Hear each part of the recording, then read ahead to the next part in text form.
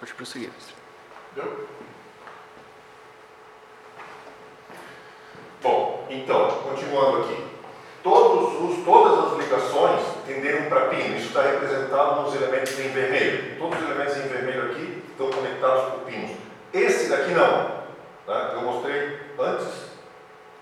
Esse elemento, que é o elemento 16, que está ali, as conexões tenderam para 1, que seria do tipo viga. E quando a gente observa o que está acontecendo aqui, e lembrando que cada elemento se conecta ao nó, tá? Esse aqui seria um nó que é um conector rígido, como eu disse, né? Que todos os elementos se conectam a ele. Então esse daqui se conecta, esse elemento 8, por exemplo, se conecta a esse nó, e aqui ele é livre para girar, tem uma rótula. O outro lá também tem uma rótula. E esse daqui vai se conectar nesse conector de maneira rígida, né? Ele é como se ele fosse soldado ali. Por que está acontecendo isso? Porque eu tenho a força aplicada neste nó aqui, que é na ponta, e eu tenho uma restrição de deslocamento aqui. Tem uma restrição de deslocamento máximo, tem que ser de 80 milímetros. Certo? A relação que eu estabeleci de custo entre o custo do pino e da viga está aqui, ó, é de 20% para 60%. Isso aqui é em relação ao custo do material. Então, eu parametrizo o custo da conexão, e isso eu falei que eu não inventei, né? A gente tirou de uma recomendação da literatura, o custo da conexão como um percentual do custo do material. Então, o pino aqui, a gente estabeleceu um 20%, um parametrizado por 20% do custo do material, e o custo da viga é bem mais alto, é 60%. Então ele vai privilegiar, vai tentar sempre colocar pino, porque é mais barato. Tá? Então ele colocou pino em tudo, menos aqui. Por quê? Porque se vocês observarem o deslocamento que ocorreu nesse nó de cima, teve 4 milímetros para frente. Esse aqui teve 4 milímetros para trás. Tá? Então teve um jogo ali, e esse nó que está aqui, ele está sujeito a esses deslocamentos. Eu estou aplicando a força para baixo, e para enrijecer aqui, ele colocou uma viga, somente uma viga aqui nesse ponto, né, nessa ligação, porque ela dá conta de introduzir uma rigidez suficiente para garantir o deslocamento máximo de 80 milímetros. E só coloca aqui, porque o resto fica tudo com um pino que é mais barato. Um experimento que a gente fez, ainda não tendo 20% o custo do pino e 60% o custo da viga, a gente aumentou o valor da força F2, que, como eu mostrei antes, tem dois casos de carregamento, né? Tem a força F1, que é uma força para baixo, e a força F2, que é essa força lateral aqui.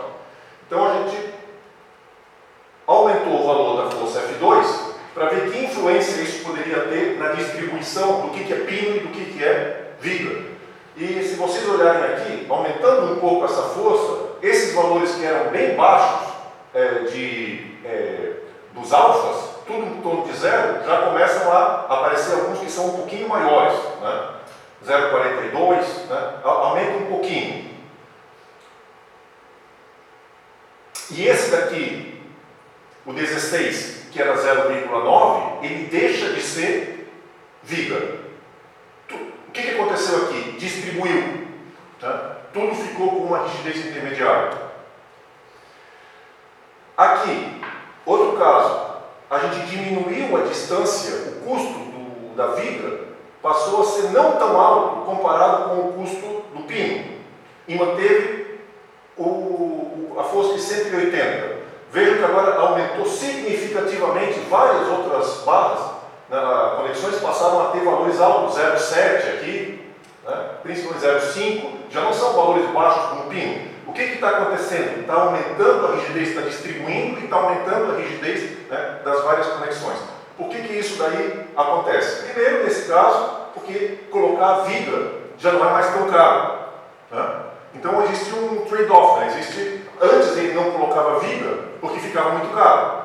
Agora eu consigo uma boa rigidez, né, e o custo não aumenta tanto. Então é uma opção melhor colocar algo que se aproxime mais de uma viga. Começa a distribuir, né, essa relação. E aqui, por que aumenta um pouco também? Quando eu aumento a força, o que vai acontecer com os deslocamentos? Vai tender a aumentar. Tá?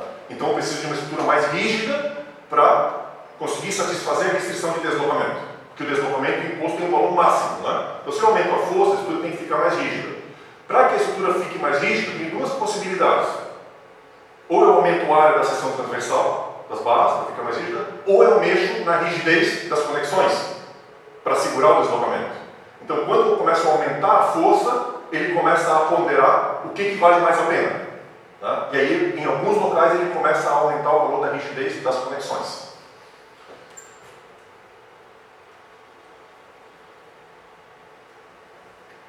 Aqui é simplesmente uma apresentação do histórico da função objetivo, que é o custo, que vai diminuindo com as iterações.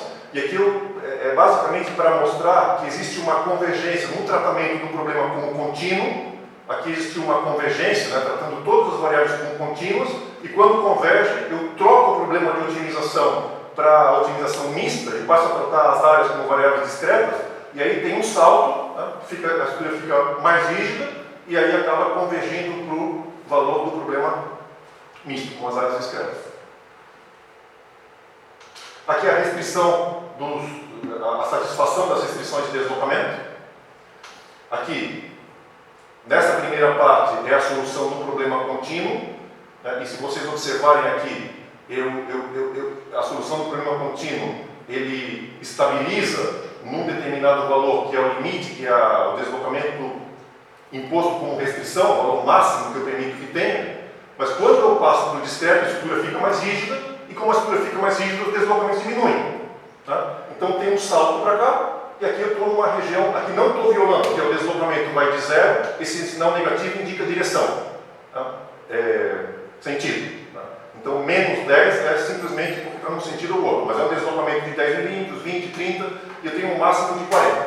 Tá? Quando eu convijo num problema contínuo, ele está com a restrição ativa. Aí quando eu mudo para o problema discreto, a estrutura fica mais rígida, o deslocamento diminui, fica aceitável porque está abaixo do deslocamento colocado como restrição. E aqui é o deslocamento na outra direção. O deslocamento na outra direção foi colocado como 80, chega aqui no final, dá uma pequena oscilada e depois ele novamente volta, não ultrapassa o valor da restrição de deslocamento, fica no 80, então ele também satisfaz. Bom, esses são os resultados. Como conclusões? Conclusões, a gente tem algumas conclusões sobre o valor do beta que eu falei aqui, né, que eu tenho que ter cuidado na atualização desse valor de beta na parte de redução de complexidade. É bem crítico esse valor de beta quando eu vou atualizando ele para sair de um valor baixo em que eu tenho uma relaxação do problema de otimização, mas lá no final esse beta tem que ser alto para corresponder a uma função Heaviside. Tá? A regra de atualização desse beta ela é crítica para que um problema tenha sucesso ou não. A gente não explorou isso muito nos resultados, ficaria muito longo, mas é uma observação importante dos resultados numéricos que foram colocados aqui. Colocando um custo alto para as conexões, gera estruturas menos complexas, que é o que a gente quer, só que um pouco mais pesadas. Na redução da complexidade, a eliminação dos elementos começa a acontecer depois que as restrições de deslocamento se tornam ativas. Deixa eu ver. A introdução das funções Heaviside, que é a nossa contribuição em cima dos parâmetros de comprimentos que não existiam na literatura, né, contribuiu para eliminar alguns elementos a mais, então deixou a estrutura menos complexa, né, favoreceu estruturas um pouco menos complexas. Deixa eu ver. Bom, a questão dos fatores de fixação do problema de otimização. Como que ele afeta o problema de otimização? Considerar que as juntas podem ter rigidez intermediária. Né? Quando não tem restrições de deslocamentos ativas, as conexões tendem a pinos. Por quê? Porque os pinos são mais baratos. Né? E eu não preciso de muita rigidez, porque eu não tenho um deslocamento máximo que me diga que, né, quando a restrição está ativa, significa que eu tenho que ter uma rigidez suficiente para impedir que o deslocamento atinja aquele valor. Tá? Então aí eu posso